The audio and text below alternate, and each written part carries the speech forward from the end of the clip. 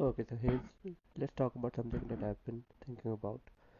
Um, if you're on Insta or if you use social media in general, like Insta, Facebook, Twitter, anything, you'll notice that in recent years it has been very normalized, or it has been very like it has been considered cool now to act depressed or like make fun of depression or anxiety or whatever it's called.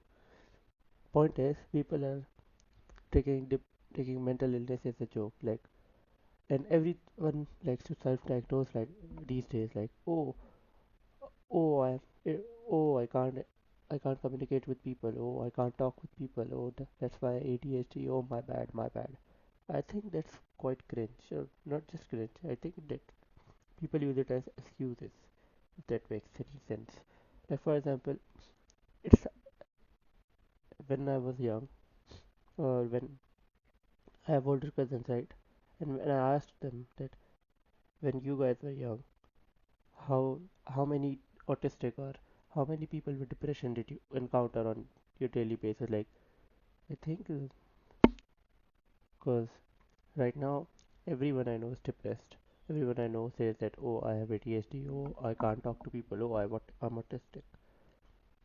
And what my cousin said that, hey, we didn't have that many of them. Like all of us were stressed. Yes, if you were familiar with the Pakistani or the Indian education system, you probably know that it's very stressful. All of us work very hard to get grades or get into good unis or whatever we want to. But yeah, nowadays what I have noticed in my peers is that everyone's like they want to kill themselves because this because they think that they are very oppressed in a sense. I don't know how to word it properly, but yeah. Lastly, I'm just going to talk about that what my actual point is. I think we need to stop blaming our problems on self-diagnosed mental problems or self-diagnosed syndromes or whatever those are called. Self-diagnosed. Wait a second. Let me think of the word. Um, self, whatever it's. I don't care right now. But I think we should all take self accountability. We should all get our lives into order. And yeah, I think mental health is a real thing. Depression, all of the real genuine ADHD or autism, all of those are real. But I think we have a lot of pretenders or a lot of people who use it as a crutch, or not even a crutch, as an excuse. I think that needs to end. And yeah, if you like the video, like it. If you dislike the video, dislike it. Please comment whatever you thought about this. It's my second video, so I know that it's not that good, or I can't. I'm not that confident in front of my camera yet. But I think that will change. I'll also get a new mic because I know this one sucks. But yeah, goodbye.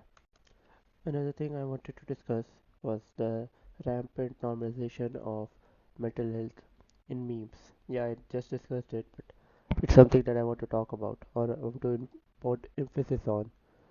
Like, I think we should not normalize this. Like, if if you scroll on IG Reels or YouTube Shorts, you'll see tons of content about normalizing about like, oh, I know that I just talked about it, but I know it's repetitive, but I need to put on some emphasis on it. Like I think if when we do this or when we make it an excuse or when we self-diagnose, oh yeah, I want to talk about this as well. I think people just think people have half knowledge or they aren't properly educated about these problems or these mental health problems, and then they just see the symptoms. Like for example, if they all of us have fried attention spans because of um the content we consume, short form content, or like because if we don't read enough. Yeah, all of us have fried attention spans, and then when we see that not having a good attention span is a sign of ADHD, we just correlate it with it and just say that, oh, now I have ADHD. I've noticed it a lot, and I know a lot of people who do this. They're not professionally diagnosed, and then they blame all of their problems on that specific diagnosis. Then that's not even a real diagnosis. That's just them using it as a coping mechanism. And you can put out the point that, oh, we use the memes and all of that as a coping mechanism And well, I'll agree with you, but I don't think that's a good coping mechanism. Like it's not. I think it's not a coping mechanism. It's a self-destructing mechanism because in the end, you know you're getting screwed and you're not doing anything about it. Okay, last point. Last point I want to talk about. I've noticed that all of us think that we're insane or we're not in the mental health, or all of us think that we are fucked up mentally. And I think there's a reason for that. In this digital age of social media, most of us spend our times alone or hooked up to our screens.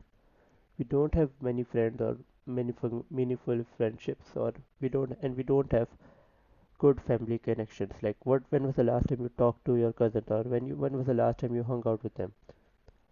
All of the older generation I know about, they were really close with their family or their extended family, which led to healthy social connections. We don't have that.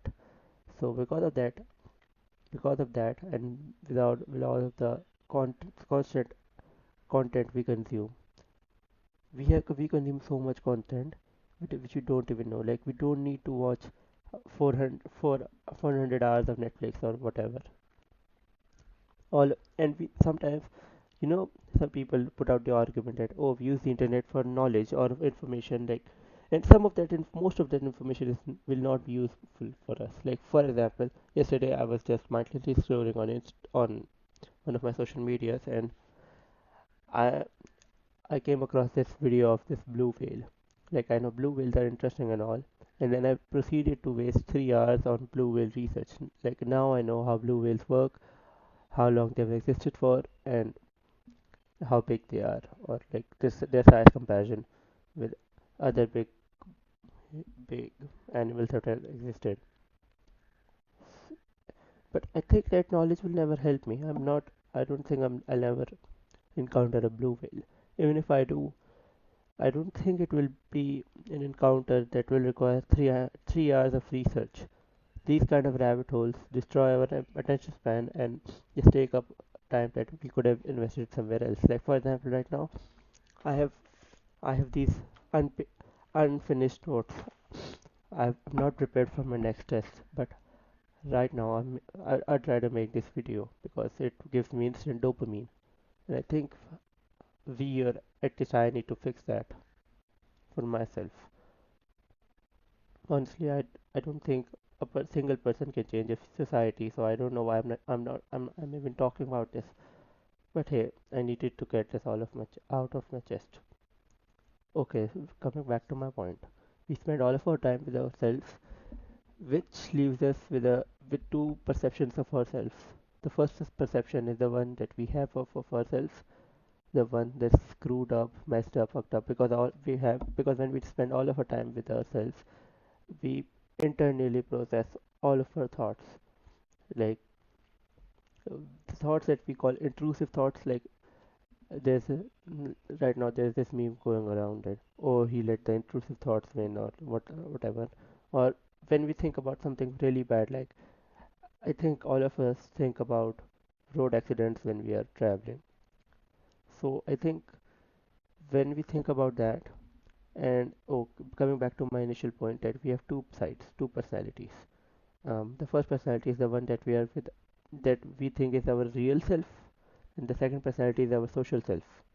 Social self, I think, is the one that we is the face or the mask that we put out in front of strangers, like our friends or the people you see at school or whatever. And I think the visible contrast between the two personalities leads us into an internal guilt, I think. And then I think because both of the personalities don't agree with each other, we think that we're insane. Like for example, in front of my school friend or in front of people I don't know, I am a very introverted guy. I don't talk much and I don't really make jokes like that. But when I'm with myself or when I'm with my close friends, I make a lot of edgy jokes or problematic statements. I have a lot of problematic opinions like everyone else. And I think what I used to do was that because my mask self and my real self didn't agree with myself, didn't agree with each other.